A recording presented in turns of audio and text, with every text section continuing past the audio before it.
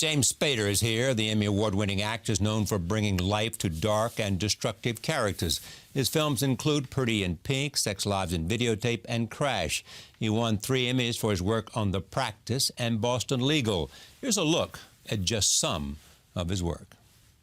So we graduate in a month. Now, I want to know when it is you and I are going to get together and do something. Try never. Well, I'm talking about more than sex, you know. No, you're not. You know, I've liked you for 4 years, and you treat me like that. You know, I don't understand that. What's the problem? Can you get off of my car? I used to express my feelings non-verbally.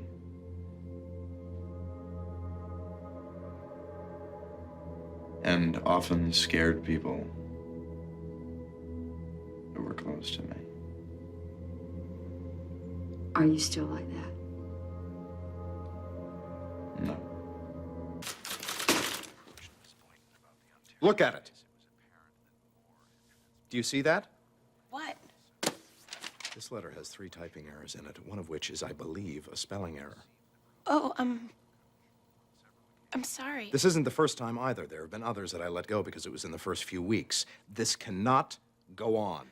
If mercy truly lives within these walls, within your hearts as justices, as people, you cannot cause this man to be injected with chemicals for the purpose of killing him for a crime it's very possible he did not commit. He asked me to tell you that he did not commit it. He felt it was important that you know that. Congressman, come cheap, few $1,000 will buy you all you need. The president would be unhappy to hear you did that. Well, will he be unhappy if we lose? The money I managed to raise for this endeavor is only for your fees, your food, and lodging. If that squirrel-infested attic you've quartered us in's any measure, you ain't raised much. Should we get to work?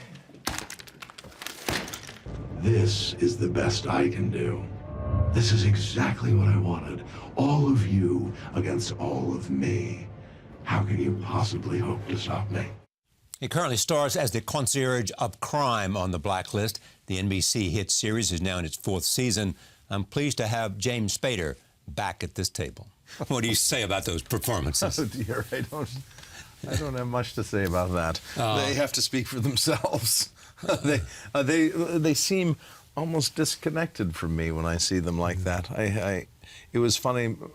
Almost all of those feel like even more recent things feel like a distant memory. Really? Mm-hmm. Why do you think that is? Because so many other interesting things have happened to your life that put those in the background? I think it's partly that, but it also, I think, is a question of a volume of material, probably more than anything else. You know, I'm working on a television show now, and there's just such an enormous amount of material that one is working with. You keep working as hard as you do. For what reason?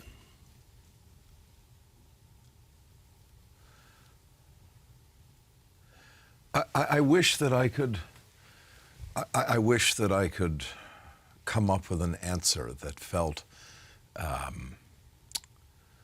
not as pragmatic as the truth. But the truth is that I work as hard as I do. It's twofold. I work as hard as I do because to pay for my life. And the economics of being an actor has changed dramatically in the last 20 years, and even more dramatically in the last 10 years, in that to make the living that I feel that I have to make to pay for my life, one, I have to work on television. The films that I would be interested in doing, the economic model for those films is unsustainable. They don't pay you much. Yeah, they're unsustainable, and unfortunately, I've built an expensive life. What does that mean, an expensive life? Does that mean a plane and a boat and homes and all that? No plane, and a small wooden sailboat, but homes and travel. And family, extended family, and so on.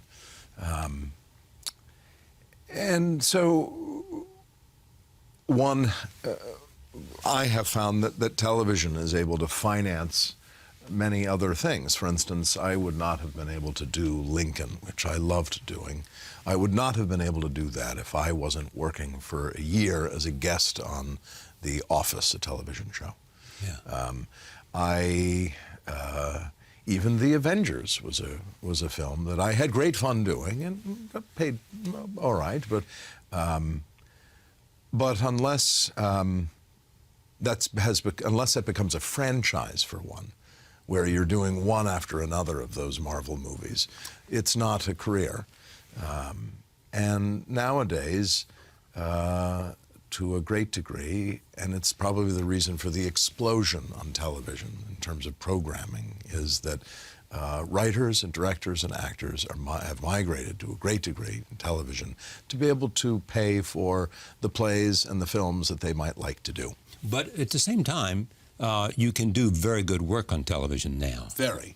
Now, They can here's tell the thing. stories on television they couldn't tell. Yes.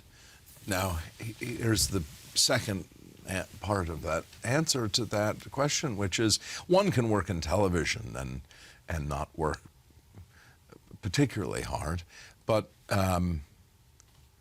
I just don't know how to do it any other way. That's just the way I know how to do it. You know, in other words, you have your own standards. I bury myself in the work. It's why when I did films, when that's all I did, I didn't do many of them. I did as few of them as I possibly could, because I just buried myself in it when I was doing it, and then so when I stopped, I was relieved and glad to have stopped.